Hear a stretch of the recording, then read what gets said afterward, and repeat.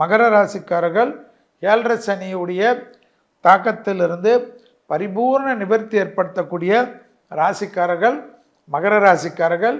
விநாயகருடைய வழிபாடு, மகான்கள் வழிபாடு, கண்டிப்பாக துணை அல்லது துணைவியாருடைய தேகாரக்கியம், பல்லு தொண்டை வாய் பகுதி, கழுத்து பகுதி, தலைப்பகுதி, கண்ணு பகுதி, காது மூக்கு தொண்டை பகுதி, மூளை பகுதி, நரம்பு சம்பந்தப்பட்ட பகுதியில் அதீத கவனம். வாகனத்தில் வித்தைகள் கூடாது.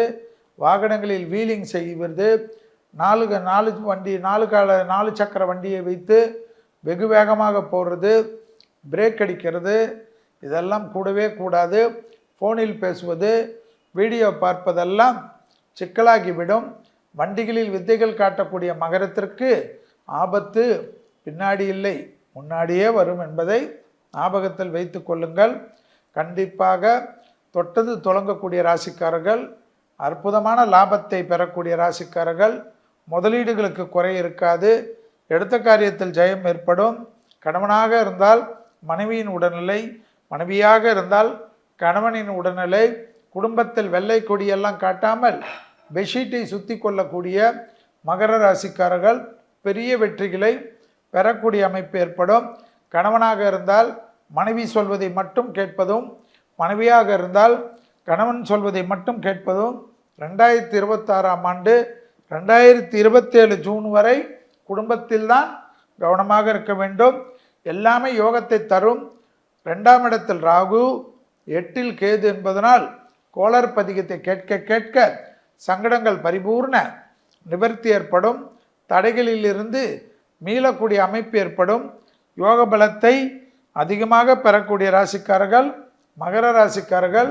விநாயகரையும் மகான்கள் வழிபாடையும் விடாமல் கட்டியமாக பிடித்து கொள்ளக்கூடிய மகரம் பெரும் வெற்றிகளையும் பெரும் சாதனைகளையும் 27ஆம் ஆண்டு வரை பெறுவதற்கு சனி பகவான் உதவி செய்வார்.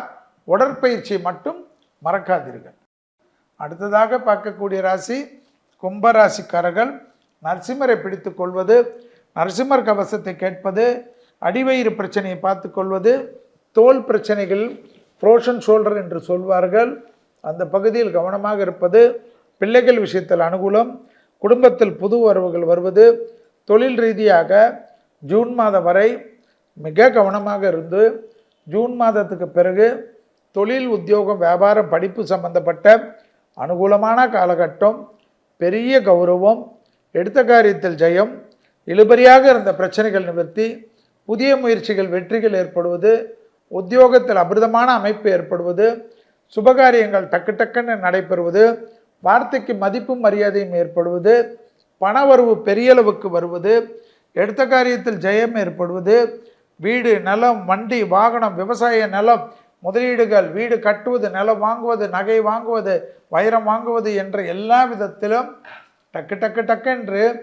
நிவர்த்தி ஏற்படுவதும், எடுத்த காரியங்களிலெல்லாம் இருந்த கஷ்டங்கள் பரிபூர்ண நிவர்த்தி ஏற்படுவதும், பாத தரிசனம், நரசிம்மருடைய பாத சரணம் உங்கள் வாழ்க்கையை மேட்டுவதும், குடும்பத்தில் உறவுகளில் இருந்த சிக்கலெல்லாம் தீர்வதும், குடும்பத்தில் அந்யோன்யம் அதிகரிப்பதும், உறவுகள் பெருகுவதும், பிள்ளைகள் விஷயத்தில் ஏற்றங்கள் ஏற்படுவதும், பிள்ளைகளுடைய தேகாரோக்கியம், பிள்ளைகளுடைய குடும்பம், பிள்ளைகளுடைய வாழ்க்கையில் இருந்த சங்கடம் எல்லாம் பரிபூர்ண நிவர்த்தி ஏற்படுவதும், ஜென்மத்தில் ராகு இருப்பதனால் மன அழுத்தம் ஆட்படாமல் இருப்பதும், நரசிம்மர் கவசத்தை தினமும் கேட்க கேட்க எல்லாவற்றிலும் வெற்றிகள் சூடுவதும்,